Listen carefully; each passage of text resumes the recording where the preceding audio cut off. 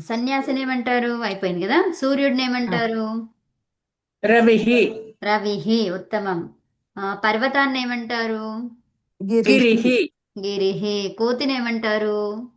కపిః కవిః. కపిహి. కపిహి. రాజుని కపి ఏమంటారు? ఆ, భూపతిః భూపతిః. రెండు చెప్పండి. ఇప్పుడు రెండు నేర్చుకున్నారు మీరు. రెండు చెప్పండి. నృపః భూపతి. నృపः నృపః భూపతిః. భూపతిః ఉమ్. తర్వాత సేనాపతిని ఏమంటారు? రాసుకోండి ఇప్పుడు అది. సేనాపతి. సేనాపతిః. సేనాపతిః. సేనాపతి. రాసుకోండమ్మా. సేనాపతి. సేనాపతిః. ఆ, అనకుండానే మీరు మ్యూట్లో పెట్టేసుకొని చేసుకుంటూ చేయొచ్చు. సేనాపతి. గట్టిగా చెప్తూ ఉండండి. రాస్తున్నంతసేపు మనం చేస్తూ చెప్తూ ఉండాలి. అదే పర్పస్ ఇక్కడ రాయడానికి. అర్థమైందా? రాసేలోపు మనం ఎన్నిసార్లు చదవగలిగితే అన్నిసార్లు చదవాలి. సేనాపతి, సేనాపతి, సేనాపతి, సేనాపతి వచ్చేస్తుంది. తర్వాత కానీ ఇక్కడ ప్రయోజనం కదా. ఉమ్, ఉండండి అమ్మా. అక్కడికి వెళ్ళి ఓకే ఓకే అదే. ఇప్పుడు అర్థ. రాసుకోండి. అర్ధః. అర్థ. ఈ అర్ధం. రాసేంతలోపు చదువుతూనే ఉండాలి. అర్థ, అర్థ, అర్ధః. అర్థ. అర్ధః. అయిపోయింది. మూడు అర్థః. సార్లు వచ్చింది మనకు. ఉమ్. అర్థ అంటే అర్థము. ము అని అర్థము. కంప్లీట్గా రాయండి. అర్థం అని రాయకండి. అర్థము. తర్వాత ధనము. ఇది తెలుగు పదాలు, అవునా? తర్వాత ప్రయోజనము. దీని అర్థాలు ఏంటివి? ఇవి అర్థము, ధనము, ప్రయోజనము. తర్వాత నెక్స్ట్ దండః. దండః, దండః, దండః, దండః. కర్ర. అది కర్ర. దండ అంటే రెండు అర్థాలు కర్ర. వస్తాయండి. ఏమ్మా? దండ అంటే దండించటము, కర్ర రెండు వస్తాయి అర్థాలు. ఆ, దండః అంటే కర్ర, దండించడం. ఆ, దండించడం అది ఆ, రాదమ్మా. ఆ, శిక్షణం అంటాం దాన్ని అక్కడ. ఆహా. దాన్నైతే దండన, శిక్షణ. దండనం కరోతి. దండనం ఆ. కరోతి అంటే అది వస్తుంది. రాసుకోండి. అంటే అవునమ్మా. అరణ్యము. దండోపాయం అరణ్యః అంటారా? అరణ్యం అంటారా మాన్య? అరణ్యం. సామవేద అరణ్యః. దండోపాయం అంటాం కదండి. ఉమ్, సామవేద దండోపాయం అంటాం కదా జనరల్ గా, కానీ ఉమ్, అలా ఉమ్. అన్న. అవునవును. ఉమ్. మరి అందుకని దండోపాయాలు అంటే ఏంటి అక్కడ? ఉపాయం అంటున్నాం. సామ వేద దండ అంటే ఏంటి? ఉమ్. సామ వేద సౌమ్యంగా దాన నిదానంగా. దండక. ఆ, ఆ, ఇంకా ఇవన్నీ మందలిస్తూ. లాస్ట్ మాట. ఆ, తర్వాత ఇప్పుడు ఏం తర్వాత రాద్దాం? కర్రతో పాటు ఏమన్నారు? దండన చేయడం అంటే ఏమన్నారమ్మా? ఆ, కొట్టడమా? ఆ, కట్టడం అనే వస్తుందండి. అంటే కఠిన కొట్టడం. కఠిన ఆ, కొట్టడం. కొట్టడం. నాడు కట్టడం. కొట్టడం. కాగేది కో. అది కర్రలో ఆ రకారం అట్లే ఉంటుందండి. కర్ర ఆ, అనేది ఇంకా పాత అంతే. కాలంలో అయితే రావాలి. రా. అది నాకు అది కర్ర అని ఉంది ఇక్కడ. అవును, అదే రావాలి. రా కింద రావచ్చు వాళ్ళండి. కర్ర. కర్ర. తర్వాత కొట్టడము. దండహ. రెండు వచ్చాయండి. యాక్చువల్గా ఒక్క నిమిషం ఆగండి. దండహ అంటే దండోపాయ అంటున్నాము. సో దండహ అంటే ఇక్కడ పుల్లింగమా నపుంసకలింగమా మనకు తెలియదు. అది అది చూడాలి. లింగం చూడాలి. లింగంలో తేడా ఉండొచ్చు. ఉమ్. దండనం అంటారు. అదే దండనం అంటాం. దండనం అప్పుడు రుట్లో అంటే కలిసిపోతుంది. దండనమును అన్నమాట. అక్కడ దండనం అంటే దండనం అంటే కొట్టడము. ఇప్పుడు రుట్టులో వెళ్ళిపోతుంది మాన్య. ఆ? లుట్టులో కూడా లుట్టు నమ్మొస్తుంది. లుట్టు వెళ్ళిపోతుంది. లుట్టు. లుట్టుగా లుట్టు. ల్యుట్ ల్యుట్. లియుట్టు. లియుట్టు. మాన్య అరణ్యం కరెక్టా? అరణ్యః కరెక్టా? దండనం. ఇది దండనం కానీ ఎందుకంటే క్రియతో వచ్చింది కాబట్టి దండనం ఉండాలి. అవునమ్మా. సో ఇది మాన్య. నపుంసకలింగంలో ఉంటుంది, ఇక్కడ రాదు. ఓకే. మాన్య. దండహ కర్ర. అదొకటే. అరణ్యం అర్థమైందమ్మా? కరెక్టా? అరణ్యః కరెక్టా? ఒక్క నిమిషం తర్వాత. ఇప్పుడు ఇప్పుడు కాదు. ఓకే. వినండి. ఇది దండహ ఉంది కదా. సో దండహ అనేది పుల్లింగంలో కర్ర. మనం ఇక్కడ పుల్లింగాలు చెప్పుకుంటున్నాం కదా. సో దండనం అనేది అది వేరు మళ్ళీ. ఓకే. కొట్టడం. ఉమ్, ఉత్తమం. దండహ కర్ర. అదొకటే రాసుకోండి అమ్మా. ఇంకోటి రాయొద్దు. కొట్టడం కొట్టేశామండి. అంతే. దానికి వేరేది వస్తుంది. మనకి ఇప్పుడు లింగాలు చేంజ్ అవుతుంటాయి. చేంజ్ అయినప్పుడు మళ్ళీ ఇక్కడ రాదు అది. అదా కదా. ఇది రాసుకోండి. నెక్స్ట్ కందుకహ. కందుకహ అంటే బంతి. కందుకహ అంటూనే ఉండండి అది రాసేలోపు. అంతవరకు అంటూనే ఉండాలి. కందుకః కందుకః కందుకః వచ్చేస్తుంది అది. తర్వాత ఆ, ఇప్పుడు ఏంటి ఇవి అన్నీ కూడా అకారాంత పుల్లింగ శబ్దాలు వచ్చాయి. తర్వాత ప్రయోజనం ఏమొచ్చింది ఇక్కడ? ఈ ప్రయోజనం అని ఇచ్చి విసర్గ పెట్టేయండి అక్కడ. ఉమ్, ఇప్పుడు మనం చూడండి ఎంత కన్ఫ్యూజన్ ఉందో అక్కడ, అవునా? కోలన్ కోలన్ అవునండి. అనుకోవాలి. అది కోలన్ అనుకోవాలా, లేకపోతే మరి ఇది కోలన్ అనుకుంటే ఇవన్నీ కూడా కోలనే, అవునా? పైనవన్నీ కూడా కోలనే అవుతుంది, అవునా కదా? సో ఈ సందేహాలకి మనం తావు ఇవ్వొద్దు. అందుకే మనం ఎలా రాసుకోవాలి? క్లిష్టత లేకుండా ఈక్వల్. స్పష్టతతో రాసుకోవాలి. ఓకే. ఆ, సో ప్రయోజనం. సో ప్రయోజనంలో ప్రాతిపదికం ఏమైతుందండి? ప్రయోజనమే అవుతుంది కదా. ప్రయోజనం మ్మ్. అదే ప్రయోజన దాన్ని ప్రయోజనం ఆ, దాన్ని ఏం చెప్పాలి? ప్రయోజన అకారాంత నపుంసకలింగ ప్రయోజన శబ్ద. ప్రయోజన శబ్ద అకారాంత అకారాంత నపుంసకలింగ ప్రయోజన శబ్ద అని చెప్పేసి ప్రయోజనం ప్రయోజనే ప్రయోజనాని ప్రయోజనం ప్రయోజనే ప్రయోజనాని అలా చెప్తాం. ఓకే. రాసుకోండి ప్రయోజనము. నెక్స్ట్ ధాతువులు రాసుకోండి. ధాతవః ధాతవః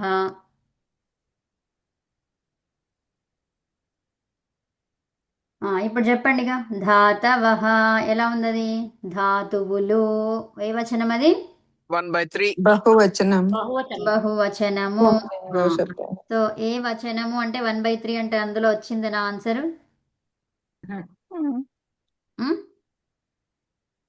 అంటే ధాతువు ధాతువు ధాతవ చెప్పడం.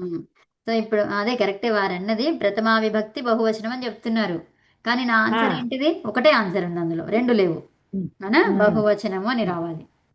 అంటే 3 అంటే ఎక్కడో కావచ్చు. వచనం చెప్తున్నావా, విభక్తి చెప్తున్నావా, నాకేం తెలుసు కదా. మన ఆన్సర్ ఏముండాలి? ఒకటే బహువచనము. ఉండాలి. ఓకే. అదే. బహువచనం.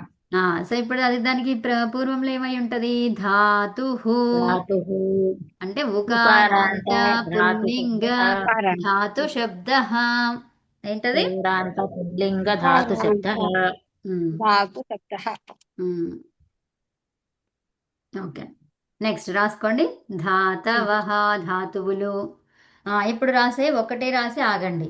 దివ్ ప్రకాశించడం, జూదం ఆడటం అని రాసేసి దివ్యతి ఇది రాసేసి కింద రాయండి. అక్కడ ప్లేస్ ఉంటే రాయండి, కింద రాస్తే బెటర్, దీనికి కొంచెం పెద్దగా ఉంటుంది. దివు క్రీడా విజిగీష. దివు రాసుకోండి. ఫస్ట్ అదంతా కంప్లీట్ చేసేయండి. జూదం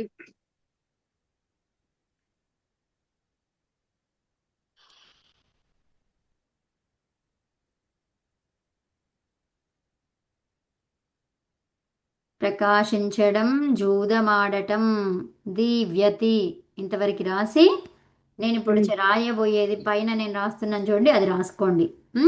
దివు క్రీడా విజిగీష క్రీడా విజిగీష అంటూ ఉండండి. ఇంకా నాకు పట్టట్లేదు, కింద రాస్తున్నాను. విజిగీష క్రీడా క్రీడా విజిగీష క్రీడా దీర్ఘం క్రీడా విజిగీష వ్యవహార జీవి వ్యవహార ద్యుతి కింద రాసుకోండి. ఐ మీన్ లైక్ నాకు పట్టట్లేదు, అది మొత్తం ఒకటే పెద్ద వర్డ్ అన్నమాట. అర్థమైందా? అన్ని కలిపి ఉన్నాయి, 11 పదాలు కలిపి ఉన్నాయి అక్కడ. జతినా జుతినా మేడం? రాస్తున్నాను, ఇంకా రాయలేదు. ద్యుతి. కాదండి. ద్యుతి. క్రీడా తర్వాత నెక్స్ట్ జితి విజిగీష అంటే జి గీత నాది కనిపించట్లేదు. అదే గీష గీషాను విజిగీష వ్యవహార ద్యుతి స్తుతి గీత వ్యవహారిక వ్యవహారిక లేదమ్మా. వ్యవహార ఉమ్. వ్యవహార కరెక్ట్గా రాయండి. మీరు అనుకుంటూ కొంచెం లోపలే అనుకుంటూ రాయండి, మళ్ళీ వేరే వాళ్ళకి మిస్టేక్ అవుతుంది అది. ఆ, అంటే లోపల అంటే మీరు మ్యూట్ పెట్టేసుకొని మీకు ఏమైనా క్వశ్చన్ అప్పుడు అడుగుతూ ఉండండి. మ్యూట్ ఆ, పెట్టుకొని గట్టిగా చెప్పండి అట్లా అన్నమాట. మనం ఉమ్, గట్టిగా చెప్పింది ఏమవుతుందంటే మనం చదివినది ఒకటి, బయట నుంచి వచ్చింది ఒకటి, 2 సార్లు. అంటే మీరు 3 ఉమ్, సార్లు చదివితే 6 సార్లు మనకు వినిపిస్తుంది. ఉమ్, అర్థమైందా? అందుకని మనం ఉమ్, గట్టిగా చదువుతాము. రిఫ్లెక్ట్ అవుతుంది మనకు, అది మళ్ళీ రీసౌండ్ వస్తుంది. అవునా? ఉమ్, ఉమ్, అదనమాట. విజిగీషా వ్యవహారాద్యుతి స్తుతి మోద మద స్వప్న మోద మద స్వప్న కాంతి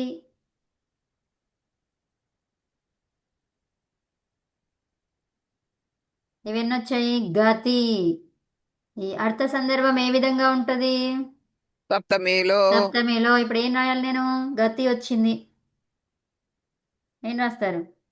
గతి పరస్మైపది పుల్లింగం, అది పరస్మైపది కాదు. గతి ఇంకేంటి ఇది పుల్లింగం. ఏమొస్తుంది సప్తమిలో? సు. సు అంటే గతిషు గతిషు ఉత్తమం. గతిషు గతిషు. ఉత్తమం. సూపర్. అదండి. ఏంటి దాని అర్థం ఏంటి? దివు అంటే మొత్తం ధాతువుని ఇలా చెప్పాలి మీరు. దివు క్రీడా విజిగీష వ్యవహార ద్యుతి స్తుతి మోద మద, మాకి దీర్ఘం ఇచ్చాను, మోద మద స్వప్న కాంతి గతిషు. ఇవి అర్థాలు. 11 అర్థ సందర్భాలలో వస్తుంది ఉమ్, దివు ధాతువు. అంటే ఏంటి, మనం అక్కడ ఏం రాసుకున్నాం? ప్రకాశించడం, జూదమాడడం, రెండే రాసుకున్నాం. ఇంకా ఇన్ని అర్థాలు ఉమ్, ఉన్నాయి. అర్థమైందా? ఉమ్, ఉమ్, సో చాలా అర్థాలు ఉన్నాయన్నమాట. సో మనం ఈ ధాతువుని మూల రూపం చెప్పండి అంటే ఏం చెప్తారు మీరు? దివు క్రీడా ఉమ్. విజిగీష వ్యవహార ద్యుతి స్తుతి మోద మద స్వప్న కాంతి గతిషు. ఇలా చెప్పాలి. చెప్పండి ఎవరైనా. నేను చెప్తాను మేడం. చెప్పండి. దిము క్రీడా విజిగీష వ్యవహార ద్యుతి స్తుతి మోద మద స్వప్న కాంతి గతిషు. ఉత్తమం. ఇంకెవరైనా చెప్తారా? నేను చెప్తానండి. చెప్పండి అమ్మా. దివు క్రీడా విజిగీష వ్యవహార ద్యుతి స్తుతి మోద మద స్వప్న కాంతి గతిషు. ఆ, ఇంకా ఇంకెవరైనా చెప్తారా? నేను చెప్తాను మన్య. చెప్పండి అమ్మా. దివు క్రీడా విజిగీష వ్యవహార ద్యుతి స్తుతి మోద మోద మద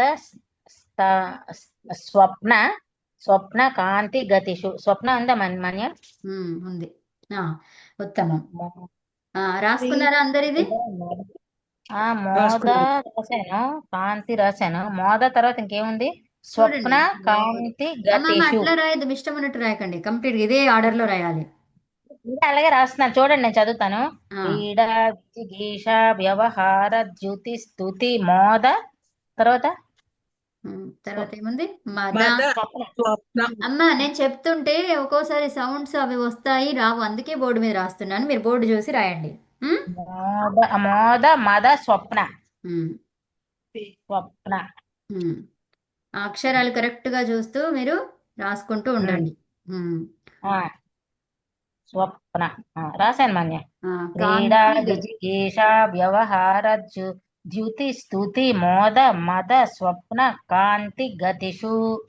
ఎన్ని ఉన్నాయి చెప్పండి. ఇక క్రీడా ఒకటి, క్రీడా విజిగీష. ఒకటి, అమ్మ మాగండి, విజిగీష రెండు. ఉండండి నేను చెప్తాను, మీరు నంబర్స్ కౌంట్ చేయండి. క్రీడా ఒకటి, విజిగీష, రెండు, వ్యవహార, మూడు, ద్యుతి, నాలుగు, స్తుతి, స్తుతి ఐదు, మోద, ఆరు మద, ఏడు స్వప్న, ఎనిమిది కాంతి, తొమ్మిది, గతి. ఎన్ని వచ్చాయి? పది 10. 11 కూడా అన్నాను కదా, 10 వచ్చాయి. 10 ఉన్నాయండి. 10 అర్థ సందర్భాలలో ఎవరు వస్తారు? దివు ధాతు వస్తుంది. దివు ధాతు వస్తుంది. ఓకే, అంటే 10 అర్థాలను ఇస్తుంది దివు అనేది. ఓకే. ఉమ్. సో ఇది ఏ గణమో కూడా రాసేసుకోండి, అయిపోతుంది. దివాదిగణం. దివ్ అంటే ఏంటి? దివాదిగణం నుంచి ఉన్నటువంటి ధాతువులు అన్నీ కూడా దివాదిగణ ధాతువులు. Okay, clear. ఇప్పుడు ఏం రాశారు? దివ్యతి. ఇప్పుడు ఏం చెప్తారు? దివు క్రీడా విజిగీషా వ్యవహార ద్యుతి స్తుతి మోద మద స్వప్న కాంతిగతిషు దివ్యతి, ఇలా చెప్పాలి. అర్థమైందా? దాని పక్కన దివ్యతి రాసేసుకోండి. ఇప్పుడు నృత్, నాట్యం చేయడం, నృత్యతి, ఇది రాసేసుకోండి. ఈ ధాతువులు ఇంతవరకు అయ్యాక నేను ఆపేస్తాను. జస్ట్ ఈ ధాతువుల పార్ట్ వరకు రాసుకోండి. ఇది ఏ గణంలో వస్తుందండి? దివాదిగణం. దివాదిగణం. ఇక్కడ ధాతవః అని టైటిల్ రాశారు కదా, అక్కడ దివాదిగణ ధాతువులు అని రాసుకోండి. దివాది గణ ధాతువులు. ఇక్కడ ధాతువులను ఆల్రెడీ రాశారు కాబట్టి దివాదిగణ అని బ్రాకెట్లో పెట్టేసుకోండి, లేకపోతే ఇలాగే ఉంచినా సరే. సో ఇప్పుడు దివాదిగణం అని రాసుకోండి, గణ కాకుండా గణం అని రాస్తే కంప్లీట్ అయిపోతుంది కదండి, దివాదిగణం. ఇప్పుడు పైన ఇంతకుముందు 7వ పాఠంలో ఏమొచ్చాయి? చూరాదిగణ ధాతువులు వచ్చాయి, అవునా? ఇప్పుడు ఏం గణం వస్తుంది? దివాదిగణ ధాతువులు. సో దివాదిగణంలో 4 ధాతువులు పరిచయం చేయిస్తున్నారు ఇక్కడ. అర్థమైందా? దివ్ ధాతువు అయిపోయింది. ఇప్పుడు నృత్ రాసుకోండి.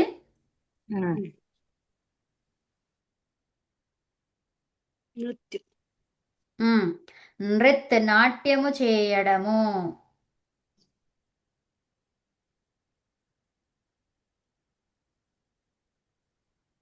నాట్యము చేయడము. తర్వాత నృత్యతి. నృతి, నృతి, నృతి. గాత్ర విక్షేపే అంటూ ఉండండి. గాత్ర విక్షేపే, గాత్ర విక్షేపే, గాత్ర విక్షేపే. నృతి గాత్ర విక్షేపే అని చెప్పి దాని రూపం చెప్పాలి. నృత్యతి. నృత్యతి ద్వారా ఏమర్థమైంది మనకు? నృత్యతి గాత్ర విక్షేపే. అమ్మ ఒక్క నిమిషం ఆగండి. నృత్యతి ద్వారా ఏమర్థమైంది? నృత్యతి ద్వారా అది లకారం అంటే వర్తమానక అట్లా కాదా? క్రియాపదం అని కాదా? మనం నిన్న చెప్పుకున్నాము ఏమర్థమైంది, ఎందుకోసం రాస్తున్నాం అక్కడ. అది గాత్ర విక్షేపే నృత్యతి కాదండి, అనునాసిక. పది. పది అర్థమైంది. ఏమర్థమైంది? పదండి. ఏం పది? పరస్మై పది అర్థమైంది. రూపం, రూపం ఏం రావాలి? ఏం తీసుకురావాలి? తీ తీసుకురావాలా? అమ్మా వినండి, సరే నా ప్రశ్నను వినండి అమ్మా. నృత్యతి అంటే తీ ద్వారా పది అర్థమైంది అంటే ఏంటి? అక్కడ తీ కాకుండా తే పెట్టలేదు నేను. తే పెడితే ఏమర్థమయ్యేది? ఆ రూపాలన్నీ కూడా ఆత్మనేపదిలో ఉంటాయి, ఈ రూపాలన్నీ కూడా పరస్మైపదిలో ఉంటాయి. అది మీరు విషయాన్ని గమనించండి. ఏంటది? ఏమర్థమైతుంది? పరస్మైపది. పది అర్థమైతుంది. రూపాన్ని చూస్తే ఏమర్థమైతుంది? పది అర్థమైతుంది. పరస్మైపది అర్థమైతుంది. ఇప్పుడు ఇక్కడ పరస్మైపది ఉంది మన దగ్గర. క్లియర్? నృతి గాత్ర విక్షేపే నృత్యతి అనండి. గాత్ర విక్షేపే నృత్యతి. దివు క్రీడా విజిగీషా వ్యవహార. తర్వాత ద్యుతి స్తుతి మోద మద స్వప్న కాంతి గతిషు దివ్యతి. దివ్యతి. ఇప్పుడు చెప్పండి ఇంకా. ఇది నష్, నష్టం అవ్వడం, నశ్యతి రాసుకోండి. అది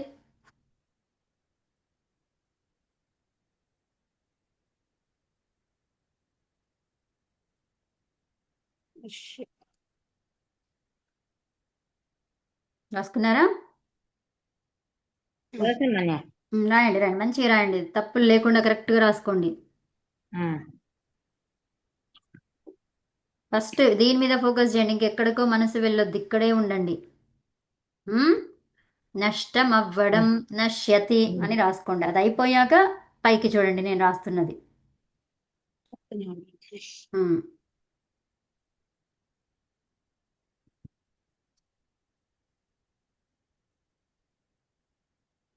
అంటూ రాయండి.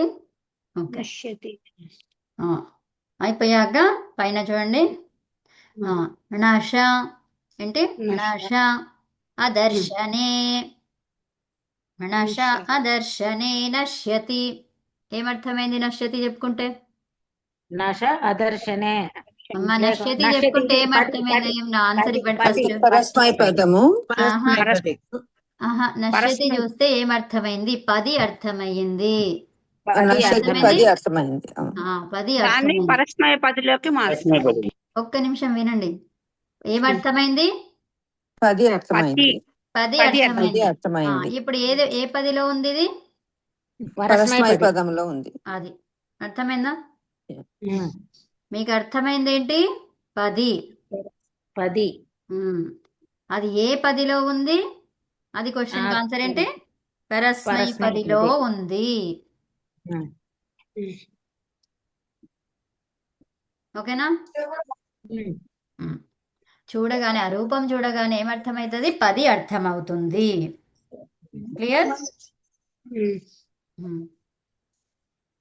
నష అదర్శనే నశ్యతి. నశ అదర్శనే నశ్యతి ఉమ్. నశ్యతి ఇప్పుడు భ్రమ్ రాసుకోండి. అయిపోయింది అందరు రాయడం? అయిందండి. ఓకే, రాసుకోండి. ఇది భ్రమ్ అనేది తిరగడం. భ్రామ్యతి అని రాయండి.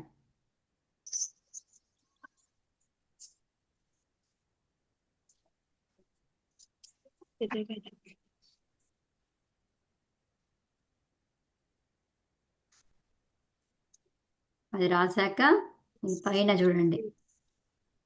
ఒక్క నిమిషం ఉండండి మేడం. రాసుకోండి రాసుకోండి. నేను అది చెప్పట్లేదు, మీరు ఊరికే రాసేసాక పైన చూడమన్నాను అంతే.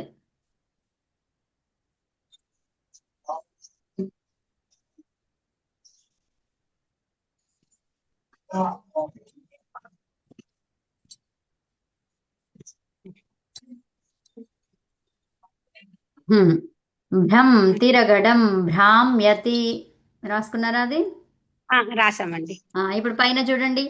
భ్రము భ్రము అనవస్థానే. భ్రము అనవస్థానే భ్రామ్యతి. అనవస్థానే భ్రము అనవస్థానే భ్రామ్యతి. భ్రామ్యతి అనవస్థానే అంటే ఒక అవస్థలో లేకపోవడం, ఒక చోట లేకపోవడం. ఒక చోట లేకుండా ఏం చేస్తున్నాడు? తిరుగుతున్నాడు.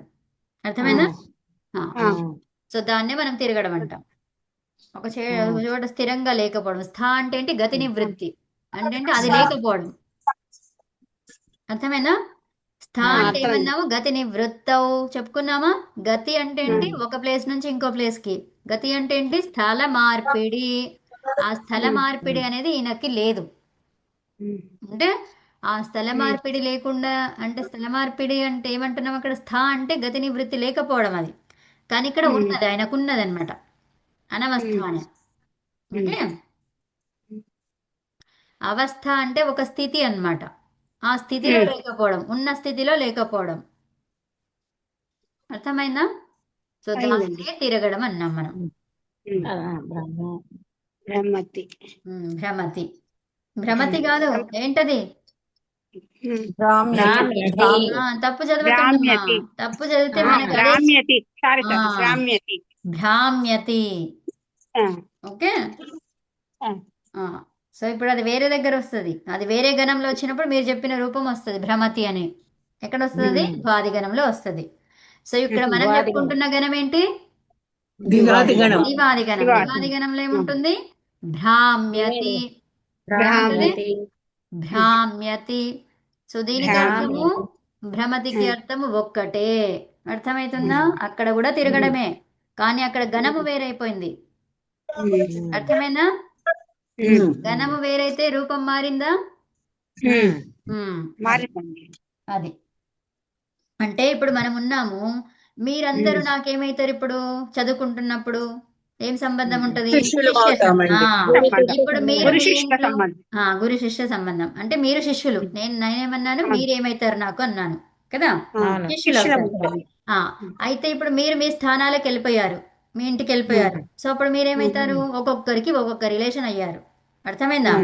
అట్లాగే ఈ బ్రహ్మ అనే ధాతువు ఎక్కడుంది? వేరే చోటు ఉంది. దివాకరణంలో ఉంది. వేరే చోటు ఉంది. అప్పుడు ఎక్కడుంది? దివ్గణం, దివాదిగణంలో ఉంది. సో కాబట్టి దానికి పేరేమొచ్చింది? భ్రామ్యతి. అదే ఇప్పుడు భ్రామ్యతి. వేరే గణంలోకి వెళ్ళిపోయింది, వాదిగణంలోకి వెళ్ళిపోయింది. అప్పుడు ఏమైంది దానికి పేరు? భ్రమతి. భ్రమతి. అర్థమైనా? మీరు నా దగ్గర కూర్చుంటే శిష్యులయ్యారు, ఇంటిలోకి వెళ్తే ఇంట్లో ఎంతమంది ఉంటే అంతమంది రిలేషన్ లో మీరు ఉన్నారు. అర్థమైనా? అక్కడ భ్రమతి అంటే మామూలుగా తిరగడమా? అమ్మ ఎక్కడైనా అది ఒకటే అర్థం అన్నాను. ఇప్పుడు మీరు ఇక్కడ వస్తే ఏమయ్యారమ్మా? మనుషులేనా కాదా? అక్కడున్న అంతే. మనుషులే, ఇక్కడున్న ఆడవాళ్ళే, అక్కడున్న ఆడవాళ్ళే. అర్థమైందా? ఈ బ్రహ్మ ధాతువు కూడా ఏంటి? ఇక్కడ తిరగడమే, అక్కడ కూడా తిరగడమే, కానీ దానికి పేరు మారింది. వినండి వినండి వినండి, పేరు మారింది. ఎందుకు మారింది? అది వేరే చోటు ఉన్నది కాబట్టి. దాని రిలేషన్ ఇది ఇప్పుడు. అర్థమైందా? దానికి పేరు వేరే పేరు వచ్చింది, కానీ అర్థం ఏంటి? స్త్రీలే. మీరు స్త్రీలే, ఇక్కడున్న స్త్రీలే, అక్కడున్న స్త్రీలే. అర్థమైందా? రూపం మారింది. రూపం మారింది. రూపం మారింది. రూపం మారింది అంటే ఇక్కడ పేరు మారింది అనమాట. ఏం మారింది? పేరు. రూపం అంటే మీ ఏంటి? దగ్గరకు వచ్చేసరికి ఒక రూపం అయింది, ఇంటికి వస్తే ఇంకో రూపం ఉంది. రూపం అంటే ఇక్కడ మీరు ఏం చెప్తున్నారు? పేరు అన్నమాట. పేరులో రూపం అంటే అపియరెన్స్ లో కాదు. అపియరెన్స్ తిరగడం, ఇక్కడ తిరగడమే, అక్కడ తిరగడమే. అవునండి. ఇప్పుడు మీరు రూపం మారారా లేకపోతే పేరు మారిందా మీది? పేరే మారింది. పేరు మారింది. మరి ఇప్పుడు రూపం ఎప్పుడు భ్రామ్యతి, మారదండి. ఇప్పుడు భ్రామ్యతిది పేరు మారిందా లేకపోతే రూపం మారిందా? రూపం మారుతుంది. రూపం మారిందండి. ఇది ఒక వస్తువు కాబట్టి. అర్థమైందా? ఇది ఒక వస్తువు కాబట్టి దీనిలో కనిపించే రూపం. అవునా? భ్రామ్యతి, దాని అర్థములు అదే. ఓకే, క్లియరా? సో ఇప్పుడు ఏమేమి నేర్చుకున్నారు?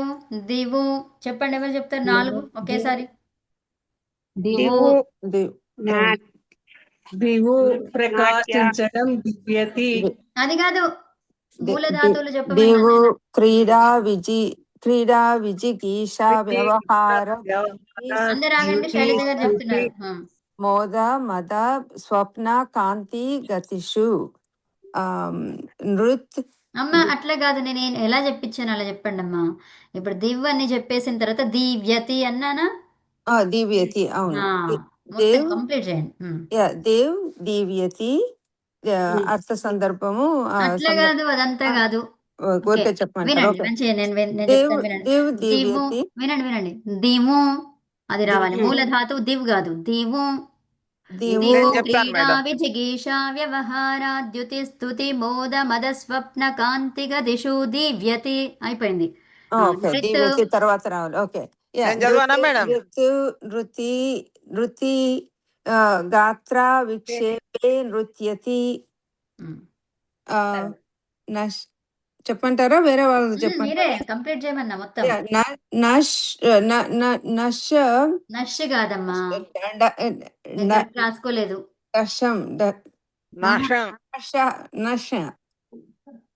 నష కాదు, నష.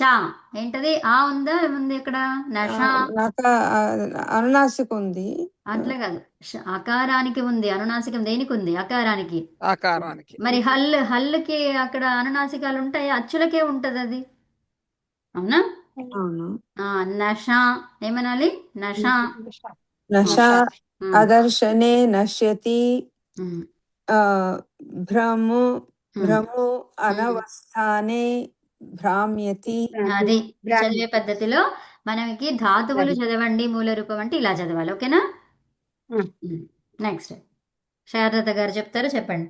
Okay madam. దివు క్రీడా విజిగీష వ్యవహార ద్యుతి స్తుతి మోద మద స్వప్న కాంతి గతిషు దివ్యతి. నృతి గాత్ర విశేషే నృత్యతి. నష అదర్శనే నశ్యతి. భ్రము అనవస్థానే భ్రామ్యతి. ఇక మీరు దీర్ఘాలు పెడుతున్నారు. భ్రము అది కాదు, భ్రము అంతే. భ్రము. Okay madam. మీరు దీర్ఘాలు పెడితే అది రాంగ్ అవుతుంది. మళ్ళీ ఊకారా అంత ఊదిత్ అవుతుంది, అది రాంగ్ అయితే అమ్మా. నృతు అన్నారు, నృతు కూడా తప్పు చెప్పినట్టున్నారు. నృతి కదా మేడం మీరు రాసింది? ఎలా ఉంటే అది చదవండి. Okay okay. నేను ఒక డౌట్ ఏం అడిగినా అంటే, ఇప్పుడు బ్రాహ్మ్యతి అనేది నిత్య ప్రయోగంలో అనిత్యలో రెండిట్లో సేమ్ వస్తుందా? భ్రమతి భ్రామ్యతి అనేదేమో నిచ్చు ఇంకా కదా. అక్కడికి వెళ్ళకండి తర్వాత. అలా నాకు డౌట్ క్లియర్ కోసం తర్వాత అడిగాను. తర్వాత అది ఓకే అట్లా మేడం. రాదు. అది అందులో ఉండనే ఉండదు. ఇది నిచ్చులు ఎందుకు ఉంటుంది, ఉండదు. కాకపోతే మనకి వేరే అర్థాలతో వస్తుంది. అది ఇప్పుడు వద్దు. చదవండి. Okay madam. చెప్పండి అమ్మా. బ్రహ్మ అనవస్థ అని అయిపోయింది కదా. చెప్పేశారు అందరూ. ఇంకా ఎవరైనా చెప్తారా? ఒకసారి చెప్తారా ఎవరైనా? కరెంట్ లేదు మాన్య, చీకటిగా ఉంది, నేను చెప్పలేను. ఓకే. రాస్- మిగతా ఎవరైనా రాసుకున్నదే చెప్పాలనుకుంటే చూపించలేదు. చెప్పాలనుకుంటే చెప్పొచ్చు. ఆకెళ్ళ గారు చెప్తారా? మీరు రాసుకున్నారా? ఓకే, సరే మరి శాంతి పాఠం చెప్పేసుకుందామండి. చెప్పండి మన మూర్తి గారు చెప్పండి. దేవం క్రీడా విజగీషు వ్యవహార ద్యుతిస్తుతి మోద మదస్తప్న కాంతి గతిషు నృత ఆగండి, దాని రూపం దివ్యతి. దివ్యతి నృత్ నృత్య కాదు, నృతి. నృతి గాత్ర విక్షేపే నృత్యతి నశ అదర్శన నశ్యతి బ్రహ్మ నశ అంటే దానికి ఏమిచ్చాము? అదర్శనే. అనవస్థాని మళ్ళీ చెప్పండి. నశ చెప్పండి. నశ అదర్శన నశ్యతి. దర్శనే అదే అదర్శన కాదు. ఎప్పుడు కూడా వినండి, అది కరెక్ట్ గా చెప్పాలి. మనకి అర్థ సందర్భం ఎలా ఉంటది? సప్తమిలోనే ఉండాలి. సప్తమిలోనే ఉండాలి. సో కాబట్టి ఏమవుతుంది? అది అదర్శన శబ్దం అది. సో అది ఎలా రావాలి? అదర్శనే అకారాంత శబ్దం. అవునా? రామ శబ్దానికి ఏం చెప్పుకున్నాం? రామే. రామే. అవునా? సో అట్లాగే అదర్శన శబ్దం ఇది. అదర్శనే. అదర్శనం అనేది నపుంసకలింగం అన్నమాట. చెప్పండి. దర్శనే అదర్శని బ్రహ్మ అనవస్థాని బ్రాహ్మ్యతి. ఉత్తమం. ఇక్కడ చూడండి, నష కూడా మీరు నష అని చెప్పొద్దు. ఏం చెప్పాలి? నా అనా నాష నాష నా నాష అలా చెప్పాలి. నాష ఏంటి? నాష. అనా కూడా రావాలి. ఇది మీకు మన ప్రొనౌన్సియేషన్ లో. అదే నేను ఫస్ట్ అట్లే రాసుకున్నాను, మరి తప్పేమని నాకు కాదు, నాకు ఇదే కరెక్ట్. ఇదే కరెక్ట్. ఇది ధాత్వాదేశం జరిగింది. ఇక్కడ ధాతువుకి ఈ సకారం నకారానికి ఆదేశం ఏంటి? ధాతువు నకారంతో మొదలైతే నా ఆదేశం అవుతుంది. అవుతుంది. ఓకే. సో అంటే అదనమాట. ఏది రాయాలి? చదవడేటప్పుడు నష అనాలి, మామూలుగా అయినప్పుడు అమ్మా మీరు రాస్తుంది మూలధాతుని ఎలా రాస్తారో అలాగే రాయాలి. ఓకే, ఇలాగే రాయాలి. ఇప్పుడు నశ్యతిలో ఏముంది రూపం? అదే రాయాలి. ఓకే. ఓకే, దాని గురించి తర్వాత మనం మాట్లాడుకుందాము. శాంతి పాఠం. ఓం శాంతి శాంతి శాంతి. ఓం నమస్తే అండి అందరికి. నమస్కారం. ధన్యవాదాలు. నమస్కారం. ఒక్క నిమిషం ఆగండి.